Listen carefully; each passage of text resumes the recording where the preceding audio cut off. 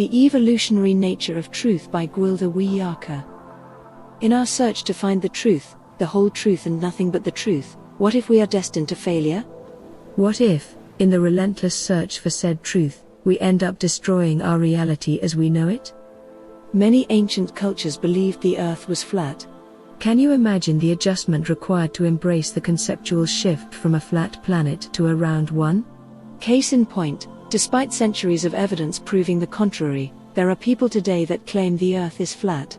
Charles K. Johnson, president of the International Flat Earth Research Society, stated, "Nobody knows anything about the true shape of the world. The known, inhabited world is flat." Just as a guess, I'd say that the dome of heaven is about 4,000 miles away, and the stars are about as far as San Francisco is from Boston. Mr. Johnson was born in 1945 and died in 2001. Yet over 2,000 years ago, the ancient Greeks proved the earth was round. The Flat Earth Society and many others like it continue today. In recent times their popularity has been growing. If the truth of something as fundamental as the shape of our planet is still up for debate, what does this say about many other truths we take for granted and base our reality on? Our reality is built upon what we believe to be true. This brings up the question, how true is our reality? If the truth of a thing is based upon what reality a person subscribes to, how can we ever hope to find the absolute truth? The problem with the concept of an absolute truth is that it is fixed, set in stone, while everything else is in constant flux. What is true in one situation may prove false in another, or conversely, what is true at one time may not hold in the next. I can truthfully say I am healthy. Yet that may not be true tomorrow, nor has it always been true. In addition, a thing may be true but incomplete. I would suspect that is the case with many truths we believe today. As humans evolve and grow and science progresses, more expansive truths continue to be uncovered. There is the issue of perception. For instance, children can only receive and conceive a limited bandwidth of the truth depending on their age. Therefore, what we teach them may be the truth, but only an age-specific part of it.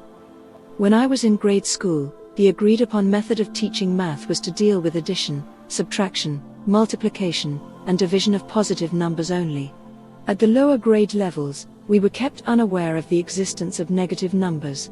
0 was the end of the line. I will never forget when my math teacher introduced negative numbers. Like a wizard with a deep secret, she cunningly and delightedly informed us we had been lied to all along. We had been given only half the facts. There was another world of math that existed, as massive as the one we'd been taught. She exhibited fiendish delight in watching her poor students trying to twist rigid, left-to-right conditioning, inside out and backwards. Our math realities had been shattered, and many of my classmates never recovered. As a result, I questioned whether anyone possessed, much less shared, all the facts. I learned while rules may appear to apply, there are often deeper laws which can change the entire picture. I decided to seek the deeper laws. Early on, I found that rules are subject to life, life is a process, and process by its very nature changes things. At the same time, I observed within constant change, certain overloading patterns or rules seemed to apply. I concluded that particular laws could be relied upon, but a larger picture was needed and no one seemed to have it.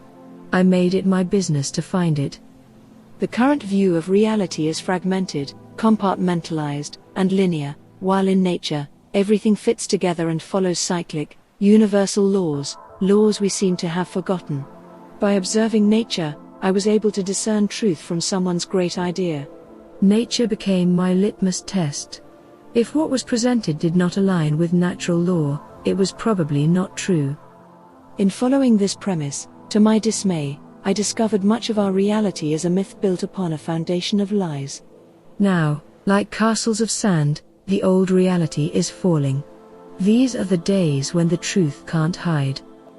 In the old reality, we think in linear and polarized absolutes, good versus bad, light versus dark, them versus us, and so on. Things have a beginning, middle, and an end, period. There is a right way to act or believe, and anyone thinking differently is wrong. We now have the opportunity to evolve beyond these limited perceptions. We are living in unprecedented times of strife and upheaval. Many of the old rules are changing and heretofore hidden truths being uncovered. While this is indeed a traumatic time, it is also an alchemical one. When old realities shatter, it makes room for ever-deepening truth to emerge. The challenge is finding our way in the unfamiliar landscape until a new, more expansive and inclusive reality emerges from the dust of the current chaos. The key is remaining open to new information and concepts. Make the best decisions we can, based on the latest facts, but not locked down on our decisions or our perception of reality. Truth is subjective to frequency, time and place, and shifts with the currents of life. Our job is to stay present and align with the truth of the moment without polarization or judgment.